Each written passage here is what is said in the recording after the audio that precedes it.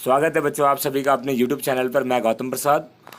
बच्चों आज का जो ये हमारा जो टॉपिक है बच्चों, बीए प्रोग्राम सेकेंड ईयर वालों के लिए बीए खा, जो बीए का जो खा प्रश्न पत्र है पाठ्यक्रम हिंदी, जिसका कोड क्या है बच्चों B136। तो बच्चों इसमें सबसे पहले जो हम बातें करेंगे, जो 100 मार्क्स का क्वेश्चन आता है, इसमें हमें 2 क्वेश्चन अटैम्प्ट करने हैं बच्चों। टोटल 4 क्वेश्चन दिए होंगे। तो क्लियर कट ये सारा चीज़ बोल रखा है। और एक चीज़ हमें और ध्यान देना होगा, प्रत्येक जो हमारी पृष्ठ है असाइनमेंट की, उस पर हमें रोल नंबर और नाम लिखना बहुत अनिवार्य है बच्चों। चलिए बच्चों हम स्टार्ट करते हैं। इस वीडियो को अगर आप देख रहे हैं तो शुरू से लेकर लास्ट तक ज़रूर देखें। आपके 100 में से 90 मार्क्स आ जाएंगे बच्चों अगर इसको देखने के बाद। यदि ये वीडियो आप सभी को पसंद आती है तो लाइक शेयर सब्सक्राइब कीजिएगा, अदरवाइज कोई बात नहीं है, ठीक है ना। और शेयर भी कीजिएगा जब पसंद आएगी तो चलिए हम स्टार्ट करते हैं बच्चों। पहला प्रश्न जो हमारा है उसके बारे में। तो बच्चों सबसे पहले हम जो बात करेंगे, जो हमारा है जो पहला प्रश्न है, दाज्यू कहानी की समीक्षा कीजिए। तो बच्चों दाज्यू जो कहानी है उसकी हमें समीक्षा करनी है। तो हमें क्या करना है, ये जो हमारा क्वेश्चन है बहुत इंपॉर्टेंट है और ये हम इसको आसानी तरीके से समझेंगे बच्चों, ठीक है। अब दाज्यू कहानी की जो हमें क्या करनी है, व्याख्या करनी है बच्चों। तो सबसे पहले मैं आपको बता दूं, दाज्यू जो है जो शेखर जोशी द्वारा लिखे गए हैं। सबसे पहले ये आपको हमें बताना होता है, जो कि आपको उतना नहीं कि मतलब कि बस इतना है कि हमें बताना है, ठीक है ना, थोड़ा सा। तो जो दाज्यू है शेखर जोशी ने लिखा था, और वो जहाँ औलिया गांव के रहने वाले थे बच्चों, उन्होंने इंटरमीडिएट जो थे परीक्षा ग्रहण की।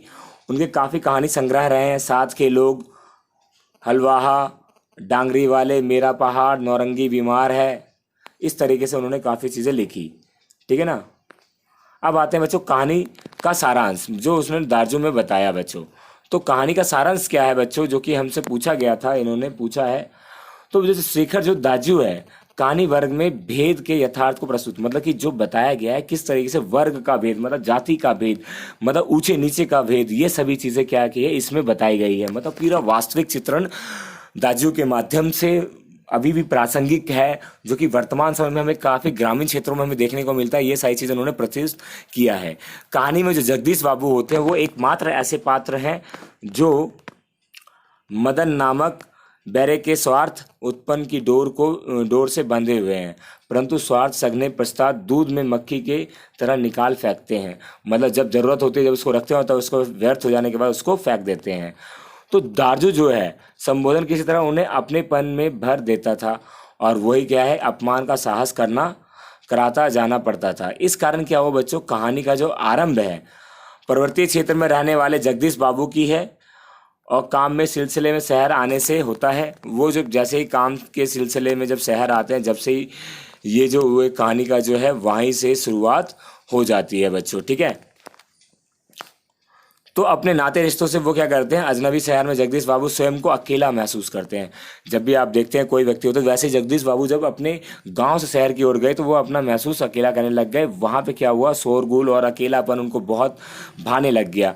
और वो भाने लगना मतलब उनके मन को नहीं भाया, सारा वातावरण उनको जान पड़ता था। लेकिन वो बाद में क्या हुआ, अजनबी उतना ना रहे जितना कि वो आज अनुभव रहा, कि वो धीरे धीरे वहाँ पर रह रह के सभी चीज़ें सीख गए। और शहर के वो छोटे छोटे छोकरे चाय का ऑर्डर करते, कुछ समय पश्चात शराब चाय ये सारी चीज़ें उन्होंने देखा। तो कहानी में मतलब कहीं ना कहीं उन्होंने जाति वर्ग संघर्ष को इस तरीके से देखा, जब तक कि लोगों की ज़रूरत होती है जब तक उसको रखा जाता है पास, और उसके बाद उसको छोड़ दिया जाए। प्रतिवाद में बच्चों हम ये बताएंगे, हमारा परिचय ये पूरा वही है जो कि हम आपको आंसर मांग रहे हैं, आपको वही लिखना है, ठीक है ना। तो दार्जू जो शेखर थे, शेखर जोशी रचित एक कहानी थी बच्चों, ठीक है ना, जिसमें कि पहाड़ी क्षेत्र में रहने वाले मदन नामक लड़के और उसी के शहर में आए जगदीश बाबू, इसकी कहानी है बच्चों, ठीक है ना। तो इसमें जो बताया गया है, जो खोखलेपन किस तरीके से सुंदरता का उजागर जो हमारा है दिखाया जाता है, लेकिन बट वो वैसा होता नहीं है। तो जगदीश बाबू जो पर्वतीय क्षेत्र के निवासी हैं, वो काम के सिलसिले में शहर आते हैं, और शहर में वो अजनबी से जान पड़ते हैं। तो ऐसे में वो क्या करते हैं, अपने आप को अकेला महसूस करते हैं। जगदीश बाबू कैफे और वेयरे का काम करते थे। वो लड़का मिलता है, उनसे लड़का मिलता है, जब भी वो मुस्कुराता है तो उन्हें अकेलेपन का एहसास होता है। उसके गांव का नाम, उसका नाम पूछने पर उन्हें अपने गांव के पास निवासी वाला याद आता है, ठीक है ना। इस तरीके से वो बताते हैं। अच्छा, इसमें क्या है, मदन इसी घटना में आहत होता है, रोता है, परंतु जल्दी ही सामान्य हो जाता है, और अगले दिन ही वो जगदीश बाबू के कैफे में आते हैं, और वो जैसे कि बच्चे हम बात कर रहे थे मदन। अब मदन क्या करता है बच्चों, वो भी एक तटस्थ व्यक्ति होता है, कभी रोता है जागता है, वो शेखर बाबू से उनकी बहुत ज़्यादा, जगदीश बाबू से बहुत ज़्यादा होती है। तो यहाँ पे शेखर जोशी जो है पर्वतीय क्षेत्र के निवासी हैं, उस क्षेत्र में शहर आने वाले का दर्द वो कैसा हो सकता है वो उसके बारे में बताते हैं। बच्चों कुल मिला के जो बात की गई है वो जो एक जो अजनबी होता है जो अपने शहर को छोड़ के दूसरे शहर में आता है काम के सिलसिले में, वो अपने आप को किस तरीके से अजनबा महसूस करता है, उसी के वर्ग के संघर्ष के बारे में, यथार्थ के बारे में बताया गया है, जो कि आज भी प्रासंगिक माना जाता है बच्चों। ठीक है ना, तो ये चीज़ आपको ध्यान से करना है। ठीक है, अब आते हैं बच्चों हमारा घर बाहर, जो कि हमारा क्वेश्चन था बच्चों। ये देखिए, घर बाहर का सार अपने शब्दों में देते हुए निहित लेखिका के संदेश को स्पष्ट कीजिए। ठीक है ना बच्चों, तो ये क्वेश्चन अब हम करते हैं। ठीक है,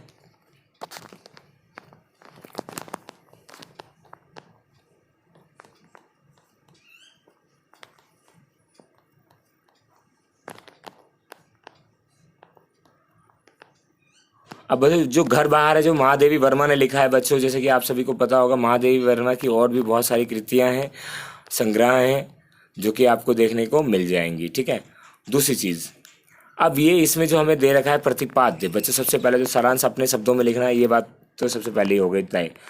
तो महादेवी द्वारा जो श्रृंखला में कड़ियाँ निबंध में जो बच्चों उन्होंने क्या किया है कि ऐसी रणनीति को प्योरा है।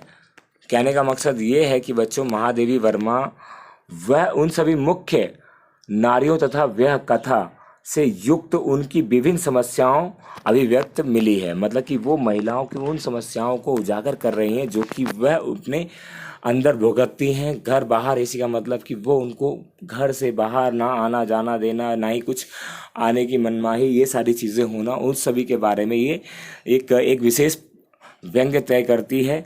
और प्रस्तुत संग्रह में वो क्या बात करते हैं, जो नारी का जो विषय परिस्थिति है उसको दिखाने की कोशिश करते हैं। नारी का मतलब असहन शून्य माना जाता है, असहशून्य माना जाता है, लेकिन इस निबंध में उग्रता में गंध ध्वंस के सिद्धांतों का मेरा कभी विश्वास नहीं रहा। वो बोलती है, मैं तो सृजन के उन प्रकाश तत्वों में निष्ठावान हूँ जिनकी उपस्थिति में विकृत अंधकार के समान विलीन हो जाती है। वो बोलती है, मैं उस महिलाओं की तरह हूँ जो कि मैं अंधकार से डरती नहीं, मैं उसमें अब डटकर चलती हूँ। महादेवी वर्मा बहुत अच्छी कवियत्री मानी जाती हैं। उनका वक्तव्य निबंध घर बाहर के संदर्भ में उचित प्रतीत होता है। लेख में पता है उन्होंने क्या किया, नारी के घर और बाहर की स्थिति का विचार किया गया, मतलब किस तरीके से नारी से ट्रीट किया जाता है। जैसे कि हम क्या करते हैं आज भी वर्तमान समय महिलाओं के लिए हम इन भावनाओं से देखते हैं, तो वो सारी चीज़ें इसमें बताई गई है बच्चों आपके घर बाहर में।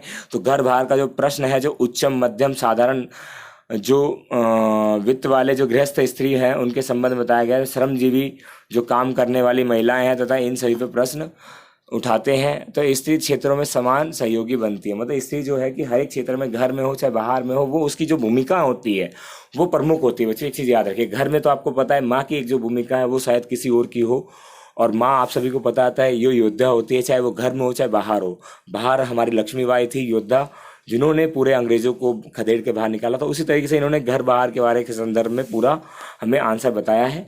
ठीक है ना, तो ये हमारा था सारांश, हमने बता दिया अपने शब्दों में। तो आप इसको अच्छी तरीके से कीजिए बच्चों, और आप सभी को पीडीएफ चाहिए होगा तो आप हम मुझसे मांग सकते हैं। ठीक है ना, और इस वीडियो को, यदि ये वीडियो आप सभी को पसंद आई हो तो लाइक शेयर कमेंट जरूर कीजिए। थैंक यू सो मच बच्चों।